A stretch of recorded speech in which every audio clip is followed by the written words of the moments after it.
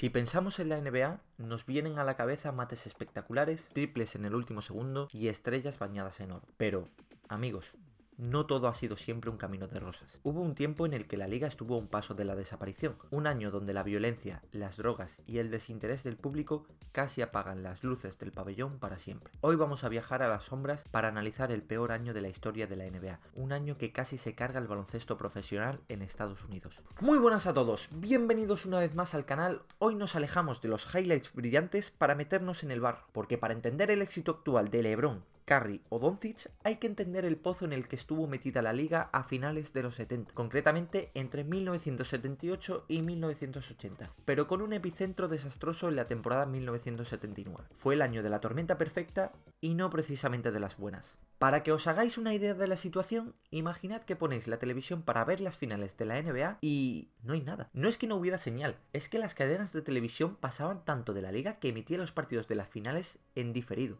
Y de madrugada. Sí, como lo oís, la gente se enteraba del campeón por el periódico al día siguiente porque a la televisión le salía más rentable poner reposiciones de series o programas de cocina. Ese era el nivel de prestigio de la NBA en aquel entonces. ¿Por qué se llegó a esto? El primer gran problema fue la crisis de identidad. Tras la retirada de Bill Russell y con un Will Chamberlain dando sus últimos coletazos, la liga se quedó sin referentes claros. Kareem Abdul-Jabbar era una fuerza de la naturaleza, pero su personalidad introvertida y su relación tensa con la prensa no ayudaban a vender el producto. La NBA era vista como una liga demasiado oscura, en una América que todavía arrastraba muchísimos prejuicios raciales y los patrocinadores huían despavoridos. Pero lo que de verdad estuvo a punto de enterrar a la competición fue el problema de las sustancias. Se estima que en 1979 un porcentaje alarmante de los jugadores, algunos informes dicen que hasta el 75%, consumía drogas, especialmente cocaína. Los vestuarios no parecían centros de alto rendimiento, sino otra cosa. Hubo escándalos constantes, jugadores que llegaban colocados a los partidos y una sensación de falta de profesionalidad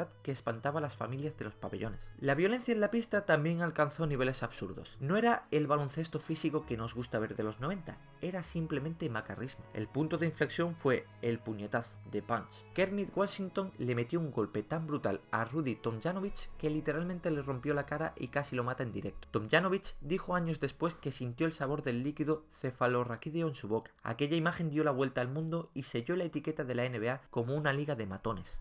Y si hablamos de gestión, 1979 fue un caos absoluto. Las franquicias perdían dinero a expuertas. Los New Orleans Jazz se mudaron a Utah, de ahí que el nombre de Jazz no pegue nada con un estado mormón y desértico, pero esa es otra historia. Los equipos estaban al borde de la quiebra y la asistencia a los estadios era paupérrima. En muchos partidos había más asientos vacíos que gente animando. Para rematar el desastre de ese peor año, el nivel de juego se volvió estancado y aburrido. Fue la época de los ataques individuales pesados, sin apenas circulación de balón, y con una defensa que brillaba por su ausencia de esfuerzo. La NBA era, literalmente, un producto defectuoso que nadie quería comprar.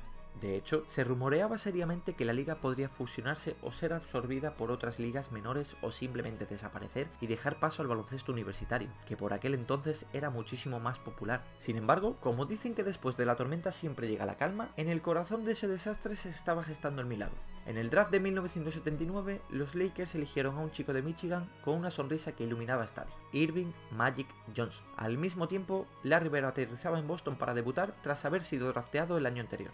Fue en ese año horrible cuando la NBA plantó la semilla de su salvación. La rivalidad entre Magic y Bird fue el desfibrilador que devolvió la vida al paciente. Introdujeron el tiro de 3 puntos, que por cierto en su primer año fue visto como una payasada y que casi nadie lo usaba, y empezaron a limpiar la imagen de la liga. Pero no os equivoquéis, el camino fue agónico. Tuvieron que pasar años de sanciones por drogas, cambios de dueño y una reestructuración total de la mano de David Stern para que la NBA volviera a ser respetable. Es fascinante mirar atrás y ver cómo la liga pasó de emitir sus finales en diferido a las 2 de la mañana a ser un imperio global que genera miles de millones de euros. 1979 nos enseña que hasta las instituciones más poderosas pueden caer si pierden el respeto por el juego y por su público. Fue un año de pabellones vacíos, peleas de bar en la pista y una sombra de sospecha sobre cada jugador que se ataba las zapatillas. Aquel año negro sirve hoy como recordatorio de lo que sucede cuando el espectáculo se come el deporte y cuando la falta de valores se apodera de una organización. Afortunadamente, la pelota siguió botando, pero por muy poco no se pinchó para siempre. ¿Conocíais esta etapa tan turbia de la NBA? ¿Os imagináis hoy en día que las finales entre los Celtics y los Mavs